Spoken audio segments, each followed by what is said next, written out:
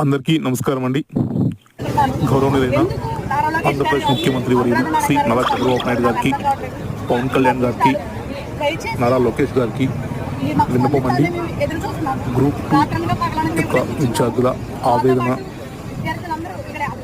ఆక్రందన, వారి యొక్క సమస్యను త్వరితగతిన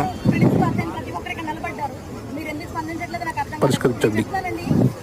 నా నియోజకవర్గంలో నుంచి నేను జనసేన ప్రభుత్వానికి ఓటేసి గెలిపించాను. లాస్ట్ 2019 నేను ఓట్ వేయలేదు.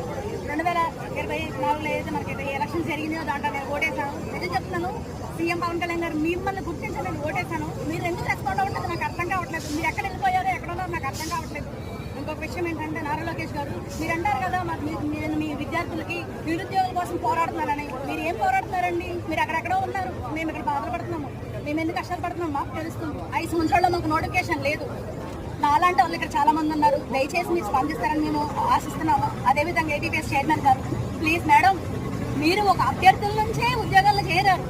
మీరు ఒక ఆస్పిరెంట్ అచీవర్ అయ్యారు. మీరు డైరెక్ట్ అచీవర్ అవ్వలేదు, మీరు ఆస్పిరెంట్ అచీవర్ అయ్యారు. మీకు తెలుసు యూపీఎస్సీలో మీరు ఎన్నికడు ఉంటారు, మీకు తెలుసు. మీరు ఐపీఎస్ ఆఫీసర్, ఐఏఎస్ ఆఫీసర్ నాకు తెలియదు, కానీ ఖచ్చితంగా ఒక ఆఫీసర్ అంటే ఆస్పిరెంట్ నుంచే వచ్చి ఉంటారు. మేము అదే పొజిషన్లో ఉన్నామండి. ప్లీజ్ దయచేసి మీరు మాకు వెబ్ నోట్ రిలీజ్ చేసి మా రోస్టర్ క్లియర్ చేయండి, ఎగ్జామ్ కండక్ట్ చేయండి. మేము రెడీగా ఉన్నాము. మీరు మాకు రోస్టర్ క్లియర్ చేసి రేపు ఎగ్జామ్ పెట్టాను కానీ మేము రెడీ. కానీ మీరు మాకు రోస్టర్ క్లియర్ చేయండి మేడం. రోస్టర్ క్లియర్ చేసి మేడం మేము ఏమడుగుతున్నాం, మిమ్మల్ని సవరించమని అడుగుతున్నాము. దాంట్లో ఉన్న